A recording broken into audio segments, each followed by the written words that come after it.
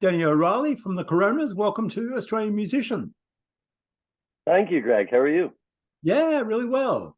I believe it's the weather's not too great over there. You're heading over here for the warmer climate. Do you enjoy the? Yeah, yeah, I can't wait. It's really dark and miserable here. It's starting. It's just really starting to get wet and cold, and you can feel the winter coming in and shorter days and stuff. So, we're buzzing to get over to Australia now. It's next weekend is really when we're going. So yeah, it's exciting. We're really looking forward to some nice weather, some nice shows. It's a great time of year to be on tour. I always love touring in the autumn, just as things are getting a bit miserable here, and then we have some big shows in Ireland in December just before Christmas to look forward to when we come back. So yeah, all is good. We're excited. Yeah. The other thing that's happening, you've got a new album, The Best of the Early Days, coming out on November 24. It's a compilation of the first three albums. What was the thinking behind compiling those three? Well, initially, actually, we had been getting a lot of requests from people saying that our first three records weren't available on vinyl, and we do sell a lot of vinyl these days at the shows and stuff like that. So we were looking at just putting a version of the first three on vinyl, and then we said, you know what, why don't we just compile and make a little collection of the first three albums, because there's certain songs in those albums that we don't play anymore and that we don't, we sort of thought this would make more sense to create a little collection. It was also, those three albums were recorded with our old label in Ireland here before we moved to London and signed a big record deal with Island Records. So it sort of makes sense. They were almost like the early indie days of our career, and so we put the album together, a little collection of songs, and then we found a new song. Well, not a new song. It was recorded in 2009, but an unreleased song called "One Last Time" that sort of we thought fit in with that whole batch. And yeah, to be honest with you, Greg, I see it more as sort of a collector's item for our super fans. If any of your subscribers or listeners are looking to judge us, I would prefer they listen to one of our more recent newer albums. Our album Time Stop came out at the end of last year, and we're still sort of promoting that too. But this is sort of just like a special edition for some of some of our followers, I suppose. And as you said, Time Stopped is the last studio album released in late 2020, and I guess you'd call it your pandemic album. Yeah. How do you look back on that writing period now? I look back at it fondly enough. Definitely being able to be creative, because I've gone through phases in my career where I felt like I haven't been able to write too much.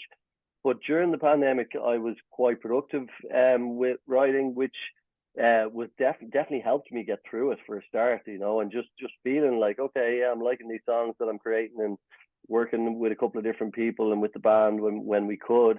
Um, and just seeing that album come together when everything else was closed down and we couldn't tour. And no, and saying that, there was a couple of periods throughout the pandemic where I didn't write that much. I sort of went through a couple of phases where I'd be creative for a couple of months, and then I'd be not so creative, and that it sort of came and went in waves. But as a whole, I look back at it fondly. As I say, it was definitely cathartic being able to write about it, and helped me get through it. And even though, as you say, it is a pandemic album, it's sort of, Time Stopped. It's almost every song has some sort of reference to the pandemic and what's going on. But yet, I don't think it's about the pandemic, if that makes sense. It's sort of our own story and what we were going through, and my own relationships and friendships, and my own self-doubt, and trying to self-improvement, I suppose, as well.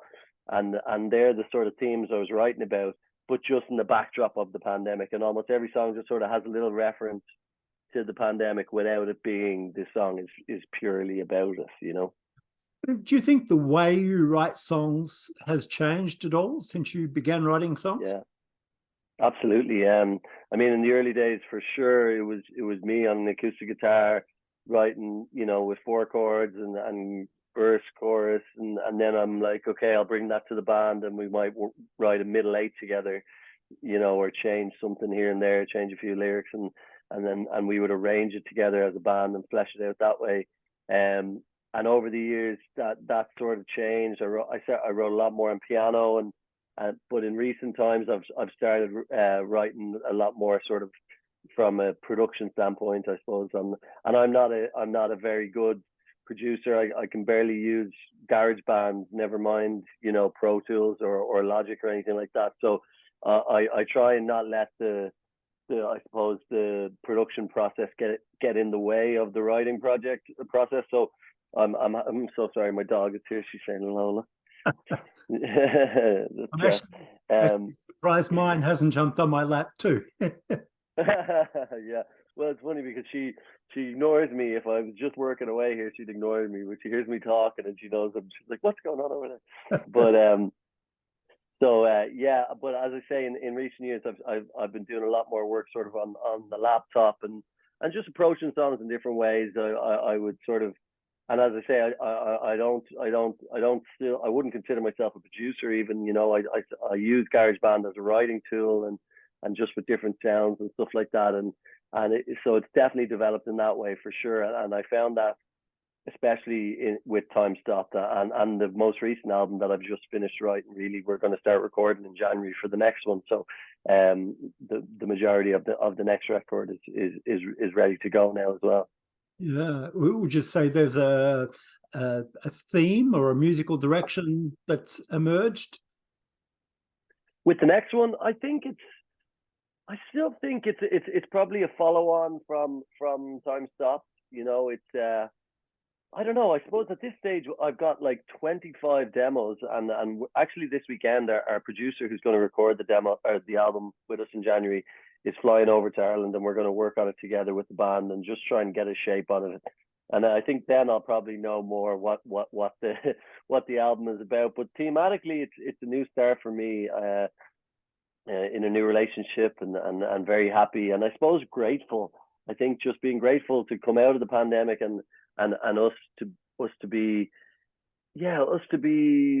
still doing it. You know, it's a tough time for bands. It's a tough time for the industry, and luckily coming out of the pandemic, you know, things are as good as ever for us. We're selling as many tickets in Ireland. We're still getting to tour, and we love it, and we love getting to play in different venues, different size venues, and they're things that we appreciate, and things that sort of show themselves in my songwriting, for sure. But yeah, there's also themes of friendship and themes that I always delve into. You know, themes about songs about the band, about us trying to be the best band we can be, about me trying to be the best person I can be, whether it's that being a brother, a better son, a better bandmate, a better friend, or whatever. So all those things are there, but sonically it definitely feels like we're pushing our evolvingness. What's the word? To evolve? I don't know how. I'm a bit confused. I haven't had the copy yet, but yeah, I think we're just moving on from where we left off with Time Stop, and again, sometimes I'm a little bit too close to the song to see the wood from the trees, but the rest of the band are definitely excited about the batch of songs we have, and yeah, we'll see how it goes in January. But it's funny because we haven't really had much time off. We released an album at the start of the pandemic as well, called True Love Waits, that we had ready just before the pandemic hit, and then obviously we couldn't tour that, so we went straight into the next one, and we've been touring Time Stop now all year, and now this is really just coming to the end of that album cycle, and then we're going into tour to record straight away in January again, which I love, you know. And we're sort of just again being appreciative of how busy we are, and saying let's not take the foot off the pedal here. You know, we're lucky enough to be selling shows and selling tickets, and people, there's an interest there, so let's keep that going, you know. But I am definitely looking forward to a month off in February, because after we record in January, there'll still be some mixes and stuff to do, but I'm excited about just turning my brain off for a while, because it really has felt like it's just sort of kept going since we got back going, which is great. And as I say, we were making up for lost time in the pandemic. I'm sorry, that was a really long answer to your simple question, Greg. I'm just going on a rant here. I just wanted to chat briefly about some of the band's biggest moments. Just reading through the resume, supporting Springsteen at Hyde Park. What are your memories of that day? It was amazing. It was a beautiful day. It was only just a couple of months ago in the summer, and we lived in London, as I said, when we signed to Island Records. We moved over there and we lived there for 4 years, and I loved it there. And we still go back whenever we can. We just played there last month again, our own show, and we we get to record there. But getting to support such a legend like that was amazing. And now there was a few bands on the bill. We didn't get to meet him or anything like that. All my friends kept asking me, "Did you meet him? And was he nice and all?" But we didn't actually get to meet him. But we got to see his show, and it was amazing. He's still got it. Obviously, playing for 3 hours and sounding awesome. And well, I was surprised at the age difference in the crowd. I thought it might be an older crowd, but there was plenty of younger people there as well. You could see fathers and sons there, and mothers and daughters, and just different groups. And it's funny because we're starting to see that a little bit with our shows now. We've been together almost 15 years now since our first record. When we came out first, we really were a student band, and no one really else paid attention to us. In the initial, and we were up in college and university ourselves, it's interesting to see now that change. As I say, just in recent times I've seen a bit of that, but where there might be a father and son coming to our shows, or different age groups of people. But Brucey was amazing, and it was a beautiful day in London, which makes it so nice for a festival. And there was some other bands I love on the bill as well, Frank Turner and the Sleeping Souls, and a couple of other acts. Gang of Youths were on the day before I missed, but I love that band. They're one of my favorite bands. I know they're an Aussie band. Have you ever interviewed them? I actually haven't, but I have seen them, and they're a powerful band on stage. Yeah. One of the other supports I saw you did in 2010 was McCartney, who is in Australia at the moment, who I saw about a week ago. Did you get to meet him? Yes, we got to meet McCartney, which was a huge pinch me moment for us, and definitely a moment that we'll never forget. I mean, he was so nice. He didn't have to take the time out of his day to come meet us, and we chatted away to him for 5 minutes, and we're all absolutely super huge Beatles fans. I mean, last night we sat down on the couch here and made my girlfriend watch that new little documentary about Now and Then, the new Beatles song that's coming out, and I watched every second of the Get Back documentary when it came out, Peter Jackson one, and over pandemic as well. And I've been to see the Beatles Love Cirque du Soleil in Vegas. And even just getting to see his show back then was incredible, because he, even in sound check, like, he would turn around to the band and just shout out a Beatles song that wasn't even on the set list, and he just turn around and go, "Let's do Penny Lane" or whatever, and they just bang into it, and I'm just jaw on the floor going, I never thought I'd see these songs live sounding so good, because obviously he has such an amazing live band as well. And so that was, for me, the Brucey thing was cool, but for me, I was always a huge Beatles fan, and that was definitely a moment that is up there, one to tell the grandkids, I suppose. But getting to meet him was incredible. And all he said to us was, he just said hello, and he asked who was the bass player in the band, and our bass player, he was like, "That's me." And he goes, "All right, well, you've got to make sure they don't break up, okay?" Or something like that. He said, don't break up the band or whatever. And he was really lovely. As I said, he didn't have to give us that 10 minutes of his time, but he did, and it's something I'll never forget. Yeah. As we said earlier, you're coming back to Australia next weekend, first gig on November 10. What are your memories of previous trips to Australia? Yeah, well, even we were lucky enough to tour there. We just played Melbourne, Sydney, and Perth last November as well. But we had a couple of incredible shows. We played out in St Kilda in Melbourne, which, of course, as you know, is where all the Irish tend to go. County St Kilda, as they call it.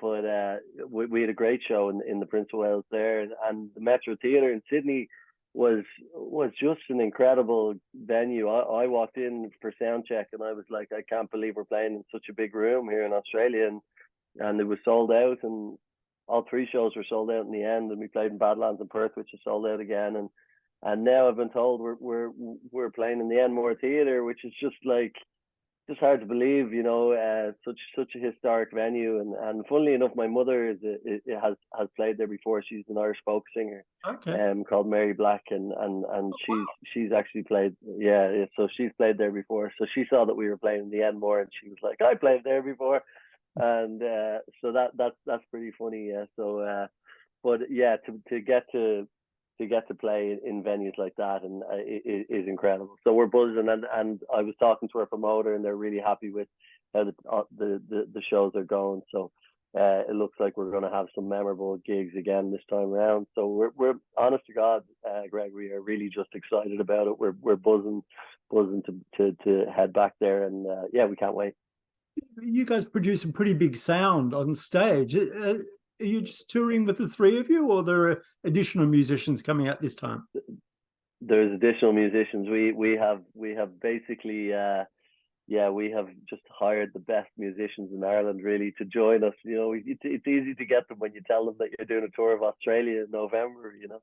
But we have a new guitar player, Lar Kay, who I've been writing with a lot with the last two albums as well. And Lar's in a band himself called All Spins, and he is just a whiz with pedals and you know, electric guitar sounds and ambient sounds and stuff, and he is fit right in. So he's been touring with us really since the pandemic, and then my sister Roisin is on the bill as well, and she's opening for the shows, but she's also in our band, and she's playing piano and doing backing vocals, and it's really fun to be able to tour with your sister. Well, at times it's fun, and at times we annoy each other as well. But we're good friends now, and it's great to have her in the band, because, as I say, she's a very talented singer songwriter in her own right. But she fits right in. She knows all the songs, and our voices sort of mesh together. Obviously, we've grown up singing together in the family, grown up around music and stuff like that, and she's a brilliant harmonizer. So she does most of the backing vocals. So, and she's playing a lot of synth and pianos and organs and stuff like that. So it's a big sound. Like our shows, we pride ourselves on putting on a big live show and energetic live show and sing along experiences. And I think any of your Irish listeners will know that, you know, it's arms in the air rock, you know, and you know, it's not shoegazing, you know, chilled out sort of dark stuff. It's happy vibes, and yeah. So we have a ball, the five of us on stage. So that's what we've been touring at recently, and as I say, they're two of the best musicians in Ireland. So we're delighted to have them. Yeah.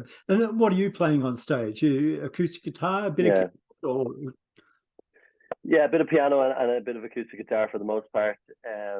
It's funny, the earlier stuff I played a lot more acoustic guitar, but it just seems to be naturally over the years I'm playing a bit more piano. But yeah, it's nice to be able to do a bit of both, and we have an upright piano at the front, so I sort of stand and play, which is a new sort of addition to us in the last few years as well. And yeah, it's fun. As I say, playing with the guys, they're such great musicians that there's you know, a bit less pressure on me to worry about. You know, I'm oftentimes the piano is just there as a prop. I just use my right hand and then wave with my left. You know, so it's great playing with such good musicians, and I don't have to worry about it too much as long as I remember the lyrics, which I don't always do. So that's something that I think I need to concentrate on. But again, we're yeah, go ahead.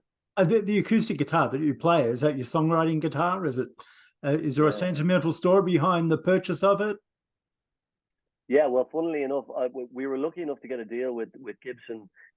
So I got a Hummingbird, which is just an absolutely beautiful guitar, and it's the one that I use the most, and that's my number one. And it really is, like, I mean, I'm trying to think who everyone plays with them: Sheryl Crow, James Morrison. You think of that warm, big sort of acoustic sound. But actually, when I went to and the funny story about that, when we were in Australia back in the day, I left it in the back of a taxi, and I had to get a new one. And I saw the taxi driving away.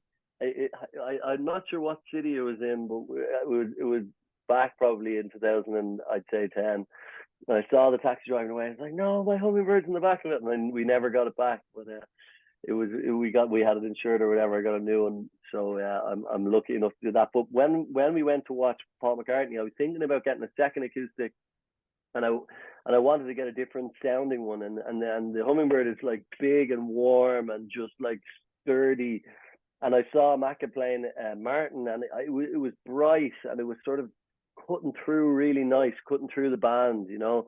And I was like, I'm going to get a Martin, and literally when we were in Chicago, I went to a Guitar Center and just saw a Martin, and I started playing it, and so they're the two that I've been playing since. And actually recently then I got a Loudon, which is a great handmade guitar that's now being played by Ed Sheeran, and they're making them in bulk now. But it's a Belfast guitar maker called George Loudon who makes them, and he gave us a deal on one of them as well. So actually I have three at the moment. I don't know if I'll be bringing all three to Australia. We'll see if we have the room for them, but definitely bring two of them. But the Loudon is great as well. It's really nice for plucking and stuff as well. It's sort of in between the two, I think.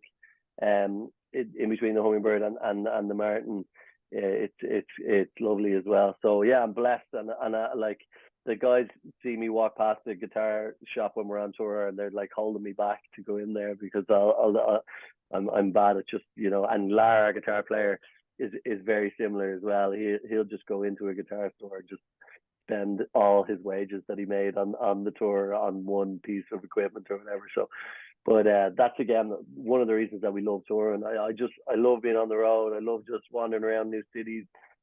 You know, this time we're going to go after our Sydney show. We have a few days off, so our tour manager just told us that he's booked us into a hotel in Coogee Beach, and we just have a couple of days just to chill in the sun and see some friends who we have over there and stuff. So yeah, we're really looking forward to it. It's going to be a fun couple of weeks.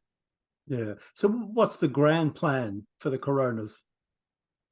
Yeah, well, the people often say that to me. Is like, I think at this stage, again, post-pandemic, we are grateful to do what we're doing, and as long as we get to continue to create, continue to evolve musically, we do it all on our own terms. We have our own record label in Ireland, you know, so everything, there's a lot more. We started our record label after we moved back from London, and you know, there's a lot more work involved, but we love that side of it as well. And it's we just feel very lucky to be in this position in this climate now. It's not easy to be in a band, and especially with us not being, you know, young and TikTokers and sort of that sort of vibe, and you know, we haven't got a major label anymore.